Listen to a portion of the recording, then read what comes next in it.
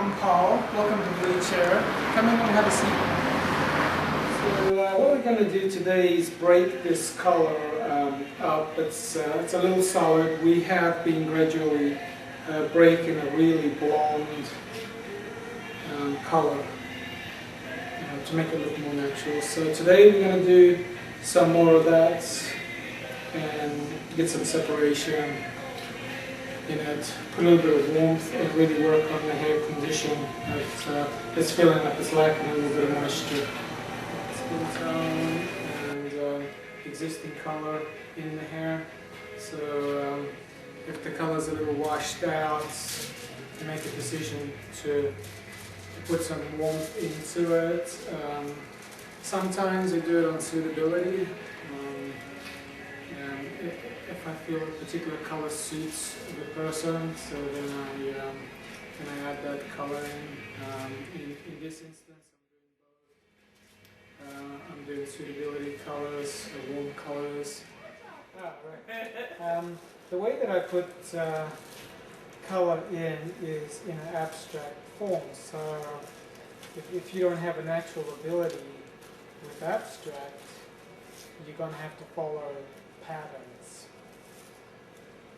If you're not confident about your ability to make an artistic, because it's like painting, it's like mixing colors and stuff. What makes it right or what makes it wrong? It's just your own eye and your own perception and your own feeling, right? Of what you're doing and where you want to put it and how you want the end result to be. Good for, I find pigment really good for conditioning on hair. And as a matter of fact, I use color for conditioning the hair just as much as. Yeah, it's just feeling good. It's looking good. I'm liking what I'm seeing already. And I think it's going to tone it. I'm going to use a dual tone of one. I just want to go. I'm just going to target different parts of the string to get a nice even result. Meaning at the end are really white, so I'm going to go more for the gold. And if they're not that white, I'll put the ash in there. It'll be a nice combination. So we've got a lot more depth in there, and yeah, the result looks pretty good.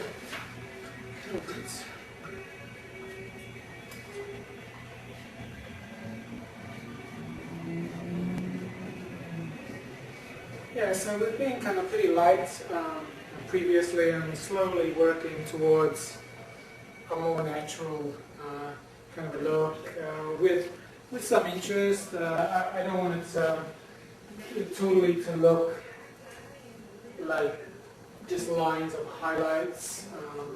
We just want to get more of a natural kind of a feel to it, and I think we've done it pretty good.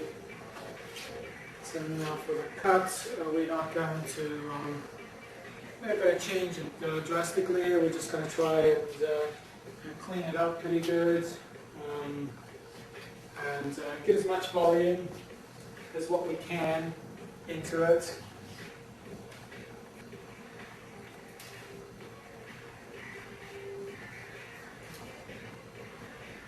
So we're just kind of cleaning it up, short to long.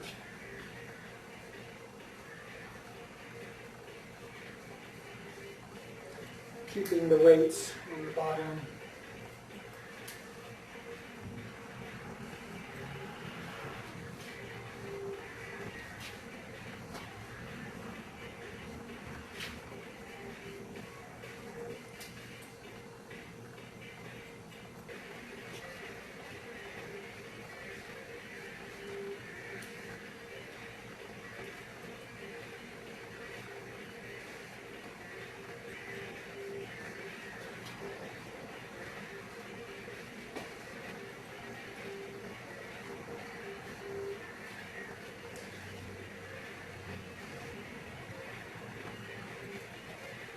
It's important not to cut into your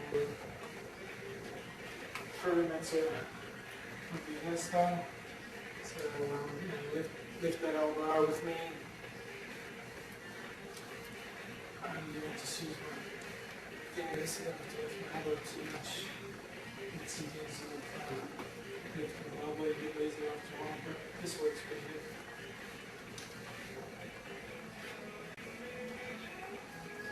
So I'm standing this way just so you can see what I'm doing. Otherwise I'll be standing on the side.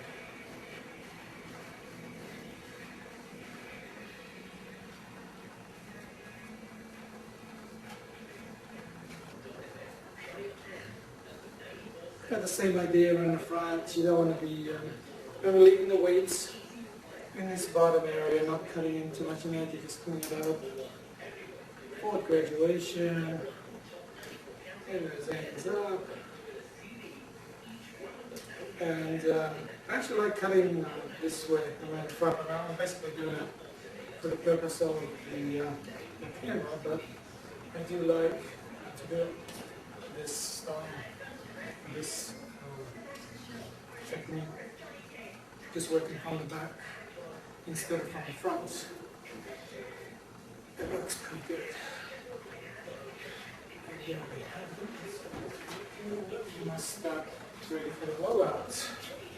And do some texturing and blowout. And we got a new winter color look with some nice layers and yeah, that's what it looks like wet. The blow dry is just as important as your haircut. So if you don't dry it the right way, you're really not going to do justice to the haircut. So a lot of people have trouble emulating the look. Round brush is usually the culprit because people look too high. If you don't get too much lift in it, it will actually show the design of the haircut. Years ago we used to use vent brushes and deadening brushes to dry these areas out to get them straight. But I think it can be achieved with this. You just use it in the same fashion, which is picking it up and pulling it up, rather than scooping it up. So then that way you're going to show up the design around the sides. And for the ends you can turn that under, but